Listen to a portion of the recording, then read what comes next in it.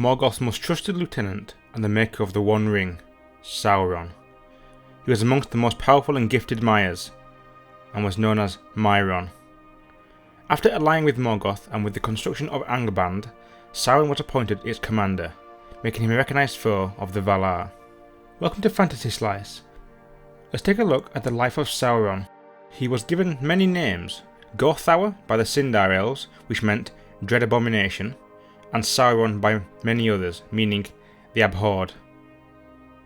After the death of Fingolfin, Sauron directed an assault on Tol Sirion and Minas Tirith, taking both places. He situated himself at Minas Tirith and turned Tol Sirion into Tol-in-Gaurhoth, meaning the Isle of Werewolves. Beren and Finrod began the search for the Silmarils. Sauron became suspicious and captured them. He fought Finrod in songs of power. Both held immense power, but Sauron came out on top. Luthien would appear on the bridge of Tol-in-Gaurhoth and sang. Upon realising, Sauron sent wolves to attack and capture Luthien. However, he did not know Huan the Wolfhound of Valinor was present. Sauron took the form of a wolf and leaped towards Luthien. Intercepted by Huan, the battle began. Sauron eventually yielded the tower, handing it over to Luthien before fleeing in the form of a vampire. After his defeat to Luthien, Sauron hid himself in Middle-earth, playing no further part in the remaining events of the First Age. Around the year 1000 in the Second Age, the Dark Tower, Barad-dûr, near Mount Doom, had begun construction. This was in response to the growing power of the Númenóreans. Sauron ruled certain nations of men as a king and god. They were corrupted by delusions of power and wealth. They would build him fortified towns in return for iron and weapons. The elves were far more powerful than the men he had already corrupted. He sought them out to bring them into his service, putting on a fair visage, calling himself Annatar, the Lord of Gifts. Under the leadership of Celebrimbor, the elfsmiths of Eregion began creating the Rings of Power. Annatar persuaded them by telling them it would help preserve their power over Middle-earth. 10 years after the completion of the Rings of Power, Sauron began his own plan to forge the One Ring. This would allow him to control and corrupt the Ring-bearers. Upon the ring, he wrote in Tengwar, the Black Speech, one ring to rule them all, one ring to find them, one ring to bring them all, and in the darkness bind them. The 3 elven rings were successfully hidden from Sauron. Vilya was given to Gil-galad, Narya was given to Círdan, and finally Nenya was given to Galadriel. As for the other 16 rings, Sauron had either captured them or they were destroyed. He had given 7 rings to the Dwarven Lords, however they managed to resist the rings' power. Though they did not fade or become controlled by the rings, they became very greedy and hoarders of gold. 9 were given to various men of Middle-earth. Knowing that they would corrupt easiest, they became enslaved by the rings, becoming the Nazgul, Sauron's deadliest servants.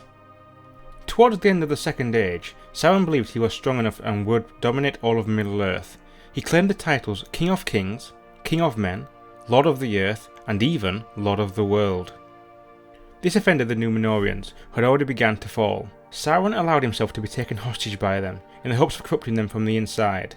He would succeed, corrupting the Númenórean king and many of his people. Gil-galad, the High King of the Noldor, forged an alliance with the King of Men, Elendil, which was known as the last alliance of elves and men. Sauron finally came forward to duel them both, after being trapped in Barad-dûr for 7 long years. The battle was long, both sides showing great strength, but unfortunately both died by Sauron's hand. Isildur, the son of Elendil, cut the One Ring from Sauron's finger, with Narsil, his father's broken sword. Sauron had lost his greatest weapon. Fleeing the battle, his physical body was destroyed. However, his spirit would endure. Around the year 2063, the White Council were becoming suspicious of activity taking place around Dol Guldur, and feared Sauron was making his return. Gandalf entered in search of him, finding nothing. 800 years later, he would search Dol Guldur again, this time finding Sauron, who willingly abandoned the settlement and fled to Mordor. He linked with Saruman's mind through the Orthanc stone, managing to enslave him and bring him into his service, hoping that Saruman could destroy Rohan, which was the last obstacle in his way before Gondor and the elves. Aragorn would also reveal himself to the Dark Lord in the same way as Saruman, through the Orthanc stone, This led Sauron to believe that Aragorn had defeated Saruman and that he now had the One Ring. Sauron forced the Witch King to immediately launch an attack on Minas Tirith, hoping to destroy it before the men of the West could unite under the One King. Sauron's Black Gate was finally built. With the bulk of his army still in Mordor, a small force led by Aragorn marched upon him. Sauron fell for the bait and sent his army out to battle, leaving Mordor mostly unguarded, which allowed Frodo and Sam to enter Mount Doom. Sauron realised his mistake the moment Frodo put on the ring.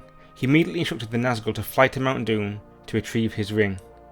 They would arrive too late, as Gollum bit the ring from Frodo's hand, causing him to slip off the cliff and into the lava below, destroying the ring and himself. Barad-dûr and the remaining Nazgul were destroyed immediately. With the source of his power gone, Sauron would never be able to create a new physical form again. Condemned to follow the path of his old master, Morgoth, into the void, he became a mere spirit, a sleepless malice that feeds upon itself.